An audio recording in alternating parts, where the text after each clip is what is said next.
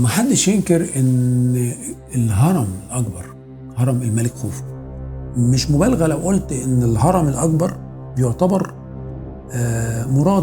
مرادف لكلمه مصر او ايجيبت. ومن هنا بتيجي قوه هذا الرمز، قوه هذا الاثر.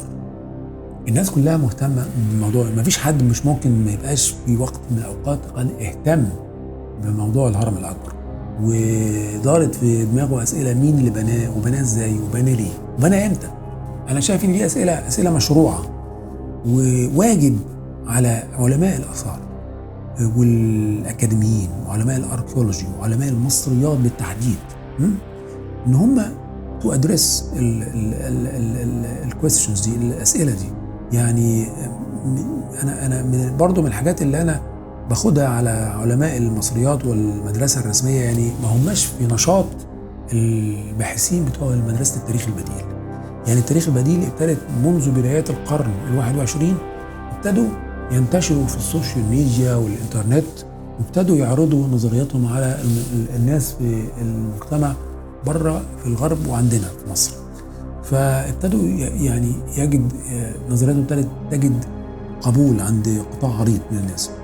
فعلى الجانب الآخر بتلاقي علماء المصريات اللي هم الأكاديميين حياتهم الأكاديمية منغلقة على الأبحاث والمؤتمرات بتاعتهم، لا يعنيهم بالمرة إن هم يعني يبسطوا ما وصلوا إليه، يبسطوا التاريخ الرسمي، يبسطوا النظريات الرسمية، يبسطوا التحاليل الرسمية.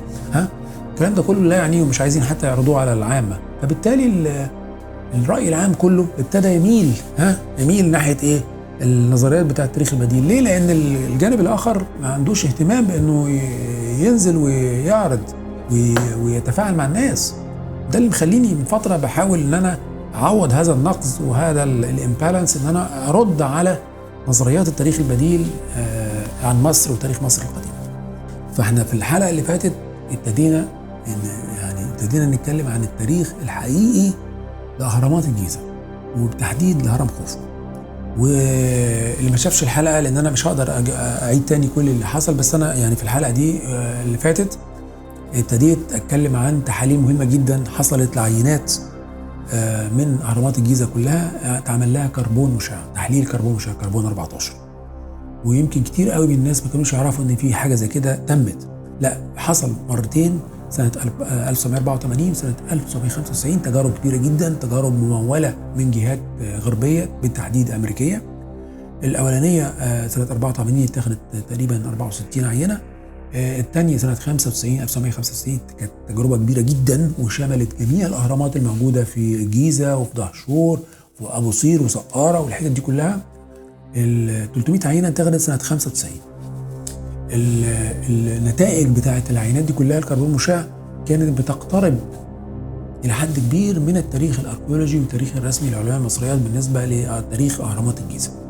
فيمكن في ناس برضو كانت عندها يعني عدم رضا تام ان عينات تتاخد من الملاط اللي هي المونه بين الاحجار، وتتاخد من الاخشاب والكلام ده كله، وابتدوا يميلوا الى ان التحاليل دي ما هياش دقيقه قوي. فانا رحت كمان ضفت الموضوع بتاع التحليل الحديث اللي هو بتاع تحليل الوهج السطحي للاحجار، السيرفيس لومينيسنس تيستنج. ده من احدث التقنيات اللي بيتسلح بيها دلوقتي علماء الاركيولوجي في تحديد العمر التاريخي للاحجار وللصخور. كان زمان الحجر كان صعب جدا ان تحدد عمره، دلوقتي بتقنيه معمليه مهمه جدا، وعلى فكره مش غاليه، اسمها القياس الوهج الضوئي للاسطح الحجريه. ده بيتم ومعتمد في علم الاركيولوجي دلوقتي، وبيحدد العمر التاريخي للاحجار. تم اخذ عينات من احجار، عشان بس الناس تقول عمر الحجر، احجار بتاعه هرم جرانيت من هرم من كورع، وعينات من البير بتاع أوزير، وعينات من المعبد الوادي ومعبد ابو الهول، مع عينات جايه تانية من جهات اخرى زي مثلا ابيدوس والكلام ده. المهم العينات اللي اتاخدت من منطقه هضبه الجيزه كانت كلها برضو في موضوع المنتصف الألفية الثالثة قبل الميلاد، يعني بنتكلم من 4000 ل 2000 قبل الميلاد. يعني الفترة اللي احنا بنتكلم تاريخيا عليها الفترة التاريخ الرسمي أو التاريخ الأكاديمي.